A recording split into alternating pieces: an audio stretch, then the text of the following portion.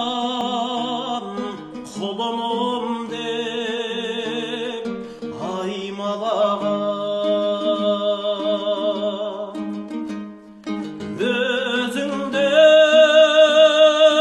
өзіңдей абзал аныл қайда маған дүние аналар мен көрікті ғой анасыз бұлбұл құстай сайрамаған көз ілмейтін қатқан жаным деп үн қатқан